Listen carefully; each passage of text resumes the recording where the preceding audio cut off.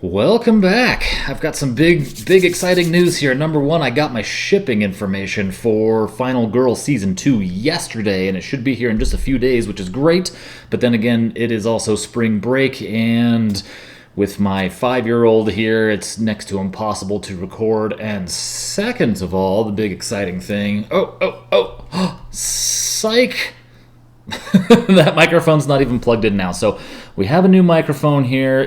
The quality is not as good, but let me tell you, it is so nice not having something right up in my face right here. The only problem is the stand for it that I have is not here. It's a mount that's going to get it off of the table. So for now, at least for today, the mount's supposed to be here any minute now, as a matter of fact. If I hit the table too hard or if I drop these tokens, the microphone picks up a bit of a loud thud. So I apologize. There's just nothing I can do because it's not here. But once the mount gets here, I should be able to get it somewhere else where I won't have this problem of whoomp if I smack on the table or something or drop some cards too heavy or whatever.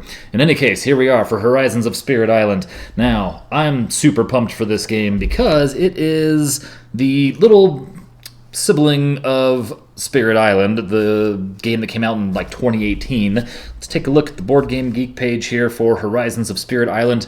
This came out at the end of 2022, so it's fairly new. It is... I don't know how this is going to sound for the rest of the world. In the US, we have a store called Target, and it's a Target exclusive. Now, I don't know if you can buy this anywhere else right now. It's only $29.99, and if you're familiar with Spirit Island, you'll know that it's like $70, $80, something like that. It's pretty expensive. So this is a fantastic way to get into the Spirit Island game. It plays exactly like Spirit Island. You know, the regular game Spirit Island. It's just got all new spirits and it's slightly lesser components. And this is 1 to 3 players, not 1 to 4, or with an expansion for Spirit Island 1 to 6.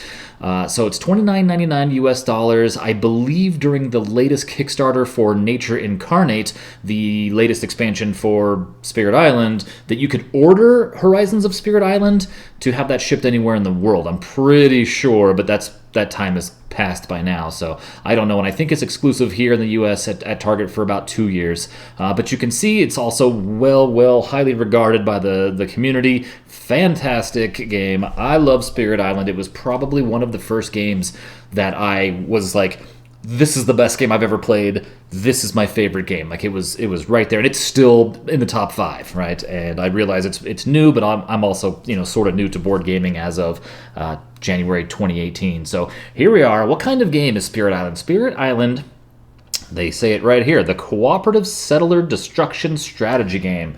And that's important because you find that there are a lot of board games that are settler games, right? There's a very popular one you may have heard of, the Settlers of Catan. Settlers of Catan, they call it just Catan now because they're trying to get away from that settlers thing, the colonization. You're trying to move away from that. You've got games that are completely retheming themselves to get away from that sort of a thing, like Mombasa is the name of the game, and to save my life, I have the hardest trouble trying to remember what they renamed it because they didn't name it Moonbase A, which they totally should have, and they call it something ridiculous instead. I can almost see it. It's Sky Mines. That's right. Okay, I've got it on my shelf over here. Great game, horrible theme, terrible name, but the game plays really well. I don't like the new theme, and I've got some issues with that one. But you know what? I'm sure that we're going to play that one day. So Spirit Island, this is anti-settlers, right? So what happens here is you have these islands with the indigenous people of the island here and explorers, invaders they're actually called. The invaders are moving in on the island. The invaders are represented by all the little white pieces here, right? So you have the white cities, the white towns, and the white explorer tokens. They look like that. There we go. They're taking over your land. They're coming by boat. You can see the little boats here. These are coastal regions, and sometimes the guys will come in here by boat and start to encroach on your land. Now, you play, and this is so awesome because I can't believe they tied every single thing to this game together so thematically. You play as the forces of nature almost, right? So you are the powerful gust of wind. You are the angry thunderstorm, right? That sort of thing. You don't play the graphical, or the embodiment of a thunderstorm. Like, you play the effects of the thunderstorm, right? So you get to chase, these people away, and a landslide, wipes out a city or a town or something like that to clear the land, in a pandemic-y sort of style, right? If you've ever played the board game Pandemic, how those multiply and it kind of takes over. A very similar thing happens here.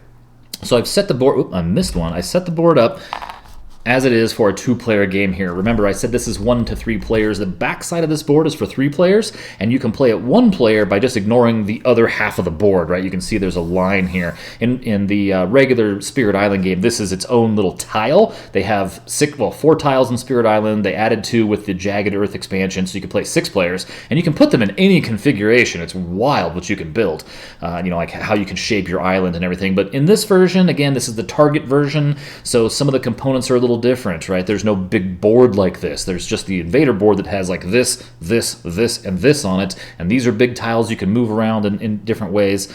These are little pieces of plastic in the other version, which doesn't work well for a presentation like this because it would just be a little tiny gray dot right here, but this, you can clearly see this is a blight token. Same thing here with the Dahan, right? The people on the island here, they are a little hut, and it's very clear that that is a hut because it's on a flat token. In Spirit Island, it's a little carved piece of wood, which is awesome, except for when you're looking at it overhead like you are, it's just a little circular wood-colored disc, it looks like. So, where'd this guy go? Okay, right here. So another thing to note is when you're setting up the board for this, every board has the exact same, not same layout, but the same makeup, right? So there are 2 of every type of island, right? 2 deserts, 2 jungles, 2 wetlands, 2 mountains.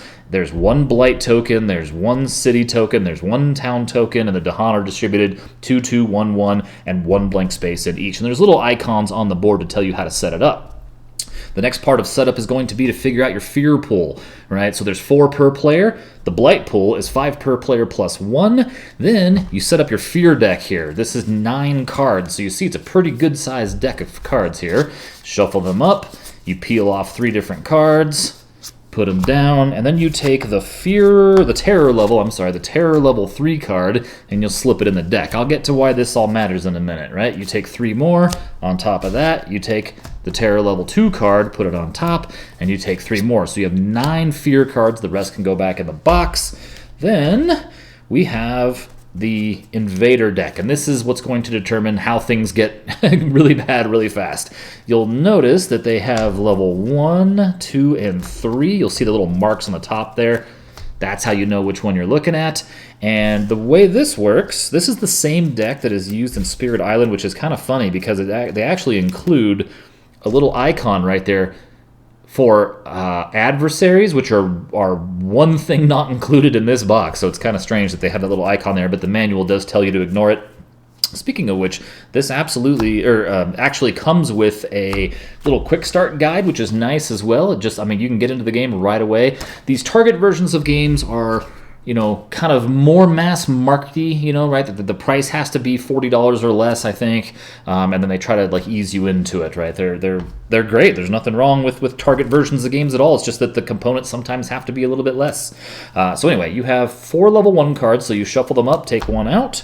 5 level 2 cards, shuffle them up, take 1 out. And 6 level 3 cards, shuffle them up, take 1 out. And then the 3s on the bottom, the 2s in the middle, the 1s on the top. That is the invader deck. The rest of these can go back into the box. And once you lay this out, you would flip over a card and take a look at this, and it says the invaders will explore into any sandy region out here, right? So they will always come by coast. So you can put out a little dude right here, and over here you will put out a little guy right here, and then adjacent to any building or any cities or towns. So you can see here there's a city or a town here, so they would explore over here. And then same thing over here. There's a town here, so they will explore out into this area. This is where explorers are generated from. They're generated from these little places. And now you're ready to begin after you pick your spirit. Your spirit, you say? All right, so here is devouring teeth lurk underfoot. Eyes watch from the trees. Sun bright whirlwind. Fathomless mud of the swamp, and rising heat of stone and sand. And what you do You pick who you want to play. So this is set up for a 2-player game. So let's say we take Fathomless Mud of the Swamp and Rising Heat of Stone and Sand. And the other thing I want to point out real quick, these, again, the Target version, are just cardstock. I happen to have these, like, I don't know what they are. They're some kind of plastic. They're like a sleeve, but thicker. They're top loaders. And they happen to fit these perfectly, but these are really, they're just cardstock and really flimsy. In Spirit Island proper, they're thick cardboard tiles. So just to make these a little bit, sturdier, I put them in there. And then plus, I like to pile up my stuff on my cards, so I'm always grabbing at them, and nails will ding into there and whatnot. And, since it's a board game, it has to last absolutely forever, because this is the only one in existence. So it's got to be perfect, right? So the way this works is you're going to take all your little tokens. You can't see those now. You're going to take whatever color you chose, take these tokens. This is in front of you, and you're going to cover up all these spaces right here except for the first 2, right? So if it has a dotted circle around it, you're covering it up. You do not have those powers. And so you start the game with just 1 presence and 1 card play per round, right? At least in this case. Every spirit is going to be different. So what does it say on the back here? They have a really cool thematic thing on the back. You can take a quick look. It says this guy's high in offense, right? So when you're choosing your spirit, what do I need? You'll see there it says set up, put 2 presents on your starting board in the highest numbered sands.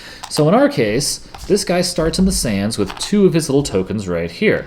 That tells us that we have presence in that area, and I'm assuming, let's say, this board is for this spirit, and that board was for the other player, right? The second spirit, okay? And then, it has a neat little thing that tells you kind of like a play style, good to destroy things, yada, yada, yada. A whole little thematic little paragraph or 2 about them. It's really cool, really, really neat. So once you have these in front of you, you also get a deck of cards to start. You have 4 cards that have all your powers on them. All right, and we're going to get into the way the cards and the powers work in a minute, but you start with that hand of cards. There's a giant deck of minor powers that you can upgrade to later on, and a slightly thinner deck of major powers that you can also take pretty much whenever you want, really. I'll show you how that works in a minute. And then there's also a 5th card that has your picture on the back of the spirit you chose, and that 5th card is really good the first time you play the game. It tells you what upgrade cards to take in what order, and so it kind of helps you get your feet wet, right? Helps you get used to the game, and I think the quick start guide here talks about that a little bit. So I'm going to pull up the turn order here. There it is. So now that your board is set up, you've got the spirit phase, right? What's the spirit phase? That's your little board here with your spirit on it and what you can do. Growth, gain energy, and play cards. So, growth. That's the top line of every spirit card here. There's 3 sections in this one, so I could take this one section, that one section, or that one section. I can reclaim cards. As you play cards, they go into a personal discard pile. Eventually, you're going to run out of those 4 cards, and you're going to want to take them back. You can take them back, and you gain a power card, so you could just take one of these minor powers here and gain 1 energy. The energy is how we're paying for things. You could think of it like mana, right? We've got energy tokens here that you're going to take and collect to pay for your cards. Now, when you take a card, you can take a minor power card. You'll draw 4, take a look at them, pick the one that you want, and discard to the supply the rest and put this in your hand. If you take a major power, it's more or less the same idea. You take 4 cards, find the one you like, take it into your hand, but when you put the 4 back to the supply, you also have to put another power back to the supply, major or minor. So what else have we got here? So once you decide what to do in this one, you would move on down to this phase here, right? In this case, you can see it says +1 presence, so that means you would be adding another one of your little tokens, which, again, they're on your board covering them up all the way down. So if you do this and add a presence, you're taking it off of your board, putting it on the game board somewhere, and now you've unlocked a new power or the ability to gain more energy or play more cards per round. In this case, this option here, and the way this reads is add 1 presence to a mountain or sand area up to sands or mountain up to 3 spaces away from a place you have presence. So if we're here, we could go 1, 2, 3.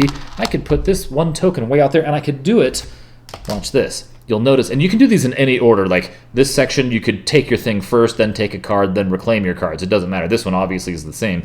In some instances, this may seem to matter to you, but it more or less doesn't. But over here, look at this. So this says add a presence, and it's twice, right? It's the same thing.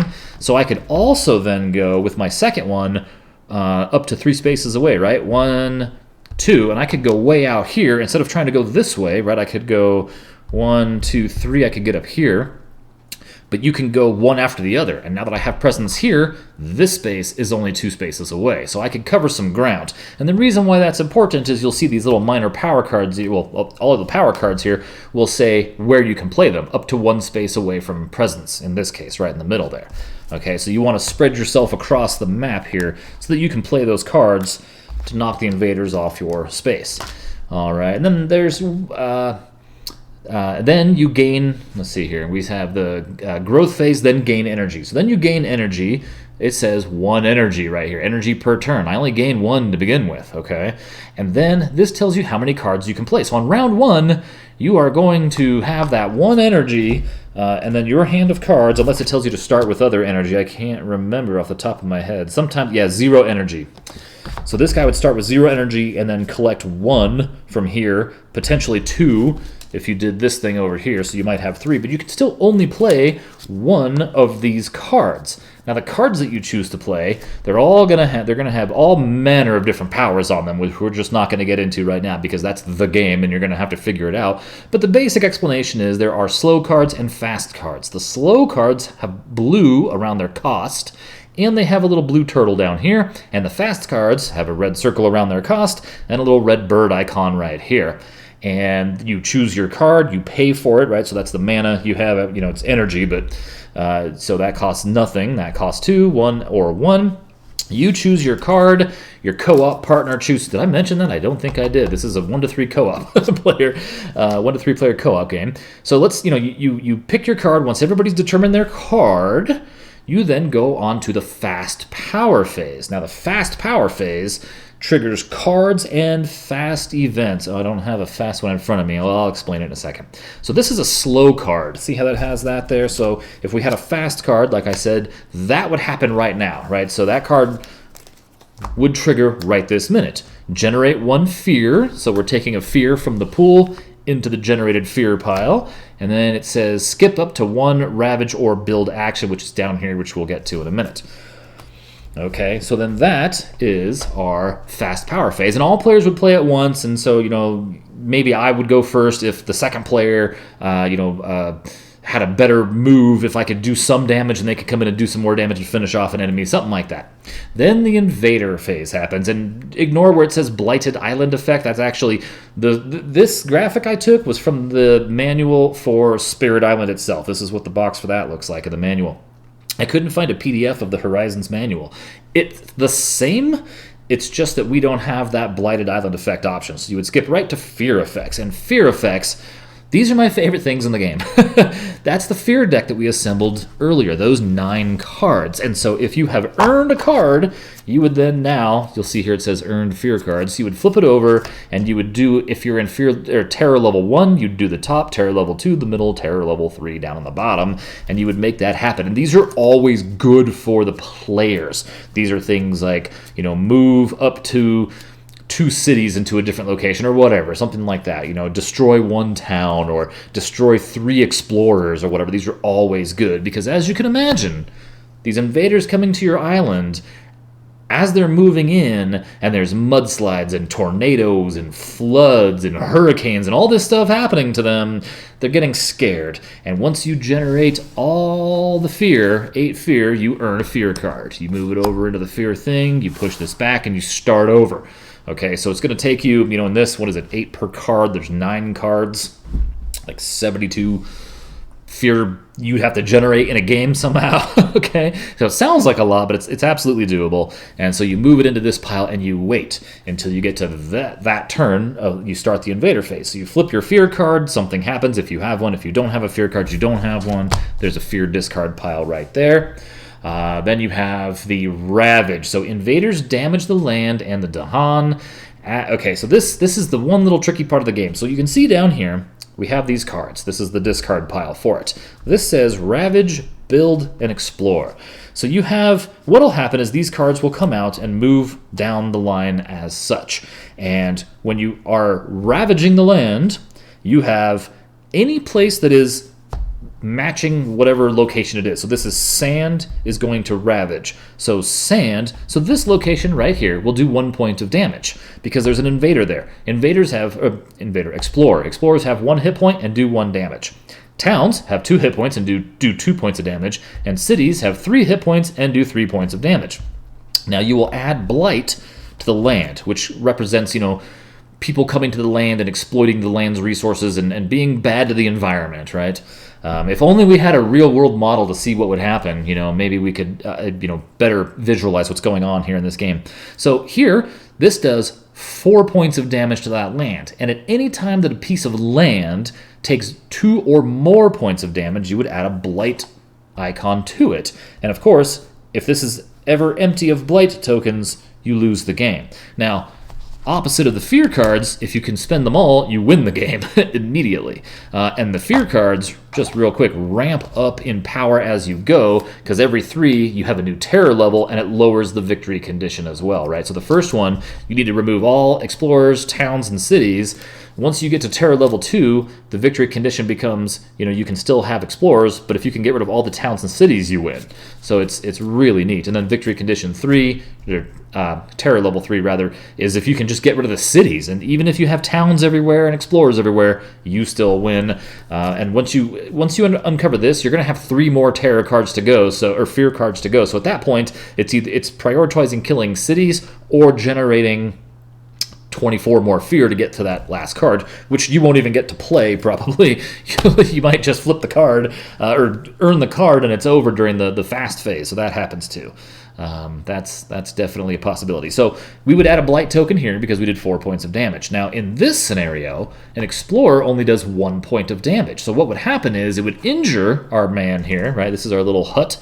Our Dahan would get flipped over. You can see now they're injured because they have 2 hit points and they do 2 points of damage. Not enough to kill and not enough to blight the land. Now I'm going to ignore the rest of these, right? This does 4 damage. We add a blight, and then nothing happens here, right? There's nobody to damage. It only does 1 point of damage. So that's the ravage, okay? Now then you go to build. So this is telling us that in mountain places, we would then basically upgrade anything that's already there, right? So the invaders are building. So it looks like we only have doesn't even belong there.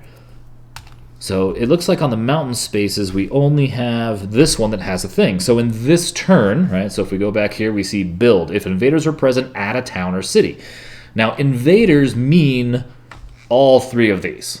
Explorers, towns, and cities. These are invaders. So this would add a city. Not upgrade 2, it would add a city. Now, next turn, if this was the exact same situation where the mountain zones would then build, we would add a town. And then next turn, if that same thing happened again, we would add a city. And I can't remember offhand, but there's something in the book where it says, like, if there's more towns than cities, add a city. Like, that's the thing to remember, and that's the easy way to remember how it builds, right? Because you could absolutely wind up in a situation where the things that you've killed leaves you with 4 cities, and then the build phase happens, what do you put there? You would just put another city. And then if it happens again, you've got to keep putting cities on there. And then the explore. So this is, let's see, does it say specifically explore? If a source of invaders is adjacent or present, add an explorer. So the explorers are the little guys here, and explorers are going to go check out the mountains that are adjacent to or containing. In fact, I wonder, do I have... Oh, I don't. I have that graphic. Okay. There's a whole glossary here of all these little phrases and everything, and I don't have it set up for this. I have it set for a playthrough, not for just kind of giving a rough overview of how this works here. But basically, you would add an explorer because I'm adjacent to a city. Coastal places, they're going to come in from the coast because they're coming in by boat here. So you're going to add little explorers around the map, and it gets out of hand real fast. Then we have the... I never did the rest of the ravage. So it says add blight if the land takes 2 or more damage. Surviving Dahan fight back. So in the example here, these Dahan are going to do 4 points of damage to this one guy and kill him, right? That was the end of ravage, right? So ravage happens first. It damages the land. So let's set the situation like this. Okay, so what would happen here if we had a Ravage phase? Well, this does 3 points of damage to the Dahan and the land, not or, right? They don't just naturally defend, they take the damage as well. So 3 damage would happen here. So what would happen? Because it's more than 2, we add a Blight token. Dahan only have 2 hit points, so 1 dies, 1 takes 1 damage, and then we're left with this situation. Now the Dahan fight back and they only do 1 damage, so they can only do 1 damage to this city. That's that, right? That city lived. It only took 1 point of damage. So, that's not a great situation, but that's how it works. Okay, and then we have advanced invader cards. Right, so then all these will move down the line like so. Okay, just like this, and you won't know this one. That's that, nice and simple. And then we have the slow power phase. Now this comes in handy where you have those cards, cards and innate abilities. Those cards that have the little turtle on them, right? So this here or this here. So on our character, you also have these abilities that are just part of your powers. And this is a slow power. So you can only play 1 card here when you start, and you'll see along the side of your power cards that it says it's a slow power. You can cast this in a range of up to 2 away on any land. Sometimes it doesn't say any land. Sometimes it says any coastal region. Sometimes it says any land that has no blight. So you have to pay attention to where you can actually cast those cards at.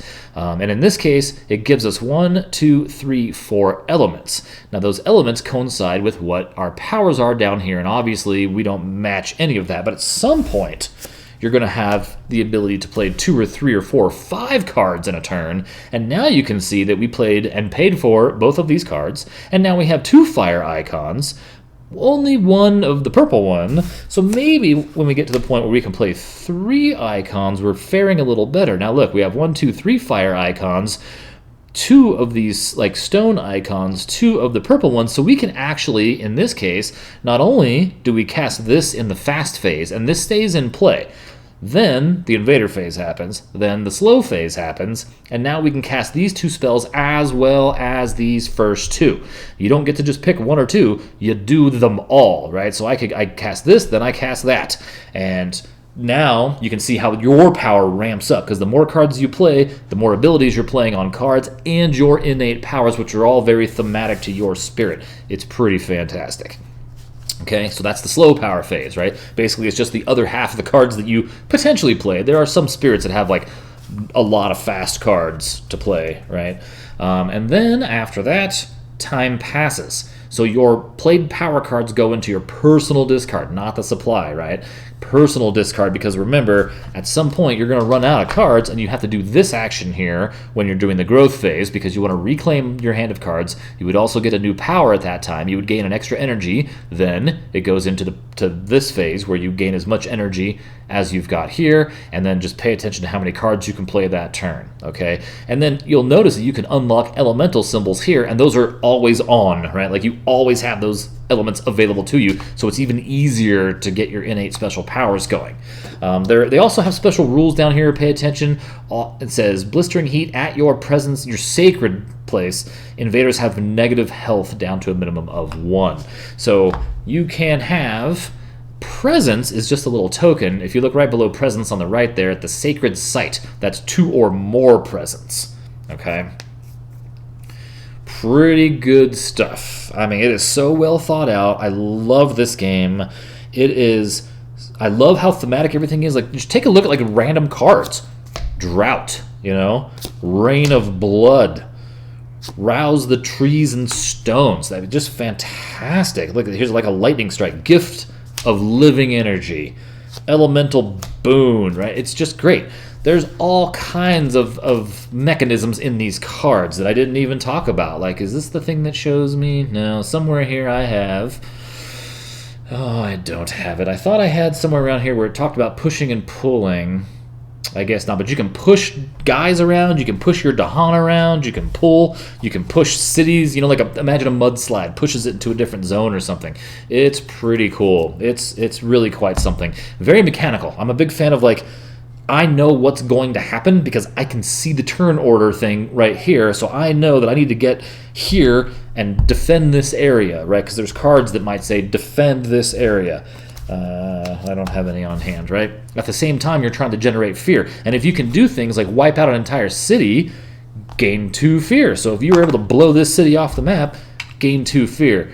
Destroying a town generates 1 fear, right? So towns, you can blow away a town, you generate 1 more fear. So there are more ways than just cards to generate fear. You know, like this card here generates a fear, okay? And that's a powerful card, right? Sweltering Exhaustion. They're too tired to destroy the place. Skip up to 1 Ravage or build action.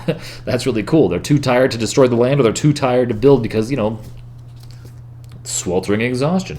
All right, I think that mostly does it. At the bottom of the turn order of the game is damage and elements go away, right? So all of those little elemental cards that were played, and you don't share elements, by the way. So any cards I play do not share with the second player or third player or whatever. They do not share. Those are my elements for my character, my spirit. But the healing means that this town that we did 1 damage to heals, and this Dahan who had 1 damage on him heals, and then you start right back at the top, and there you go. That is not only Spirit Island, but that's also Horizons of Spirit Island. So I think I want to point out 2 more things here real quick. So number 1, again, target version of a game. I don't really like that phrase so much, but it is what it is, right? That's the only version of the game that there is, and it gets called that a lot. One of the things that happens is, you know, they have to hit a price point, so some of the things are downgraded a little bit. These are wooden, and all these little guys are, you know, white plastic in the other version of the game, all the invaders and everything. These are little pieces of plastic and everything. I really like the art of this board, but I'm going to... And this, I think, works way better for showing a video of this, because you can tell that this is a Dahan, as opposed to my little 3D hut that sits here, and it's just going to be a little circular piece of, you know, wood, or a little gray piece of plastic that's going to be the blight. So I might end up having to use these tokens if I play regular Spirit Island, just so that's easier to see on the camera. But, for whatever reason, on this board, with all this empty space, they didn't put the turn order. I don't understand it. I don't get why the turn order isn't there. It really is just an oversight. And then, oh, by the way, you lose if you go through all these cards, too. But yeah, it's a fantastic game. I can't recommend it enough. I believe that it's up there with Mage Knight in sharing like the top #1 game for solo players spot. Rightfully so. It is fantastic. I'm going to show you the back side of the board here. So like I said, this is for 1 or 2 players, and this is for 1, 2, or 3 players, right? You would just have only as many lands as there are per player. So if you wanted to play solo on a different board, you could take a look at this side of the board and play just here or just over here. So fantastic stuff. This is, I mean, at this point, you know, Spirit Island as a whole, amazing. Probably one of the best games ever made of all time. Definitely one of my favorites. You can use these components in Spirit Island as well. So I can take spirits, and there's a load of spirits for Spirit Island, and play them in here. You can take spirits from here and play them in Spirit Island. Spirit Island has the Branch and Claw expansion. It has 4 separate spirits that you can purchase, like Promo Pack 1 and Promo Pack 2, they called it. Each one just has 2 spirits, and that comes with a spirit board, and of course, you know, starting cards. And then there is the Jagged Earth expansion, which is a big box expansion, which has a whole bunch of stuff, and 2 new boards, so you can play up to 6 players. It has 2 extra sets of tokens here. I think it's green and orange, maybe. And then there's something called Adversaries. There's more cards as well, by the way, like more fear cards, I mean, everything. And there's something called Adversaries, so you could fight against, like, France, and they have 10 different levels of difficulty. And they have just, it's like a little card that just says, you know, during this phase, France does this, or Spain does this, or, you know, the English do that, or whatever the case is. I'm not good enough to probably ever play against an adversary, but there are people out there who are really good at this game. I adore it. So, you know, for, what did I say it was? $29.99 at your local Target if you're in the U.S., it's worth every penny, especially because they always have sales. I think on release day, I paid less than 20, it was just under $21 for this. Absolutely worth it. Fantastic game. We're going to show more of it here in a little bit.